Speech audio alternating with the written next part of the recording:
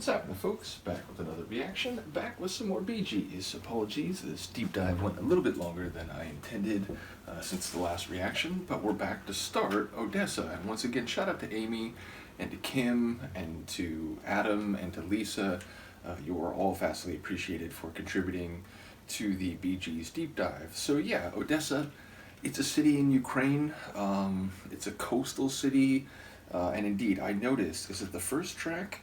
It is, indeed. It references city on the Black Sea. So it's an overt reference, meaning sometimes you see a name like that, and it could be a name that's, taken from the city, or, there's coincidental naming involved. But here it seems like we are overtly referencing that city. So I wonder the degree to which the album as a whole will bear, conceptual threads running through, or whether simply the most notable track was taken as a title and it's not so much a concept album, which that would more likely be my inclination.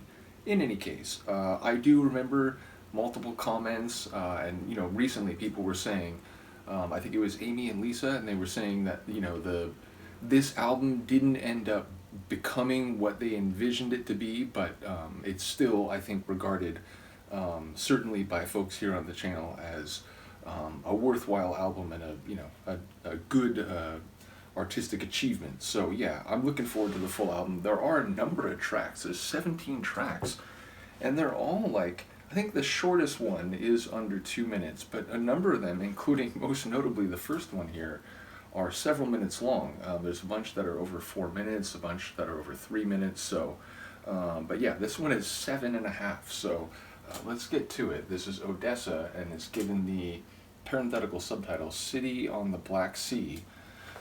And this is the first track of the Odessa album, which I'm now forgetting the year.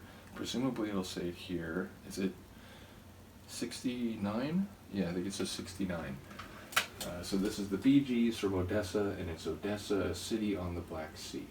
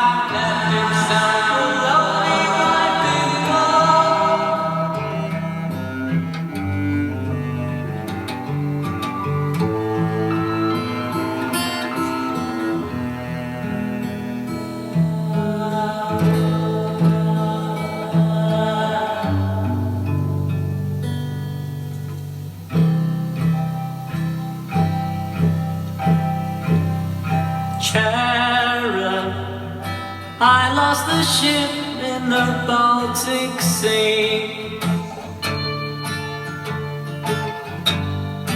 I'm on an iceberg running free,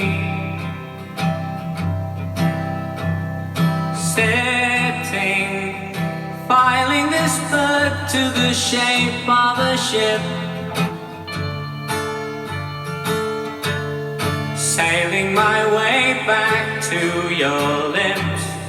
One passing ship gave word that you have moved out of your old flat.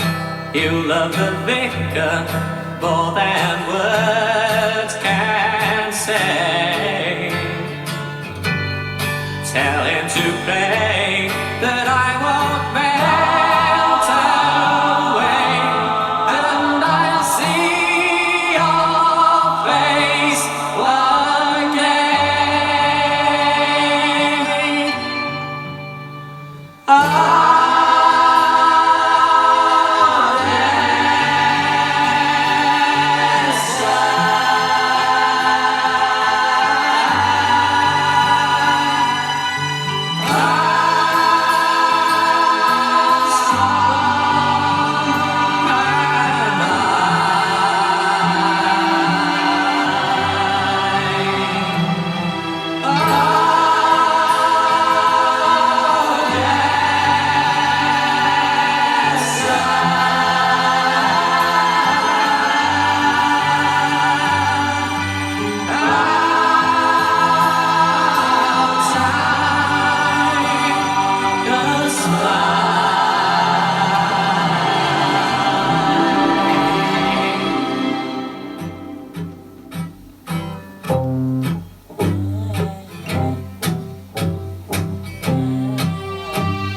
treasure.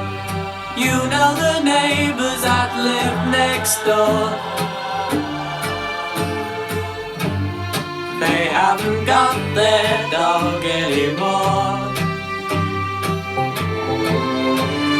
Freezing, sailing around in the North Atlantic.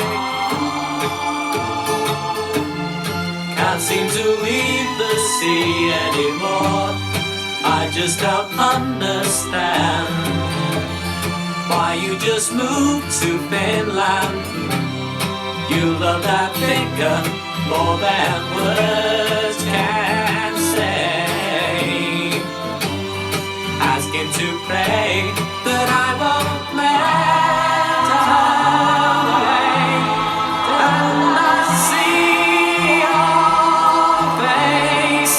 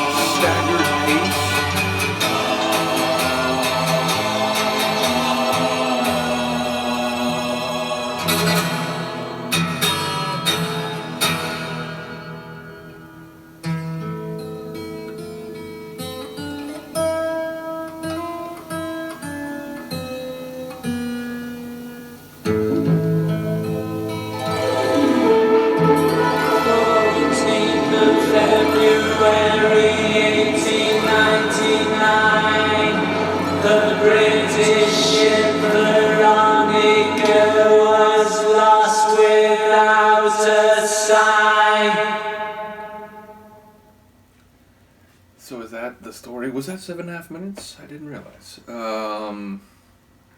So a ship right at the turn of the 20th century, though still within the long 19th century for you cultural and social historians, went missing in the North Atlantic and the Baltic Sea and with no sign of life.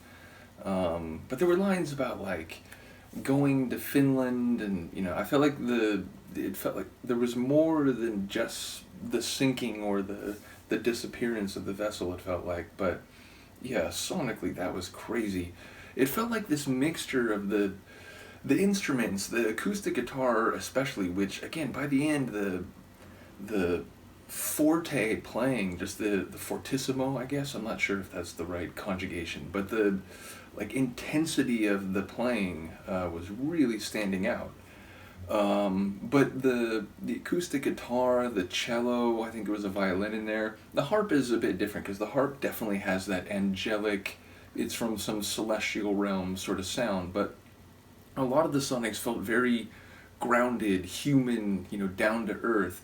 But the vocals were this divine, celestial transcendence, and when it would get to the chorus and it was like this rich, like, cacophony is the wrong word, because that's, voices heading in different directions, running over each other, around each other, and it's just this big jumble.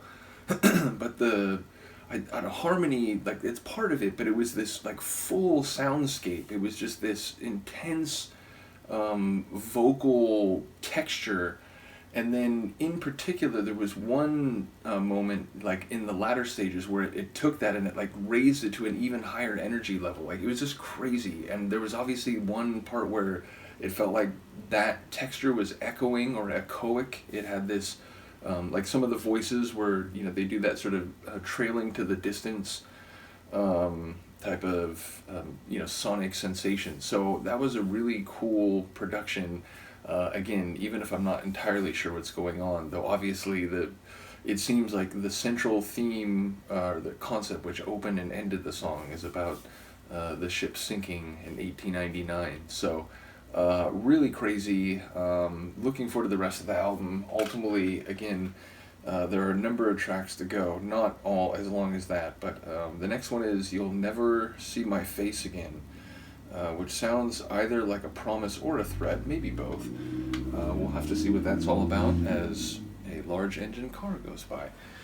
So yeah, once again, shout out to Amy, and again to Kim, to Lisa, to Adam, all the folks involved in this deep dive up to this point. And yeah, let me know what you think. I will see you next time. Peace.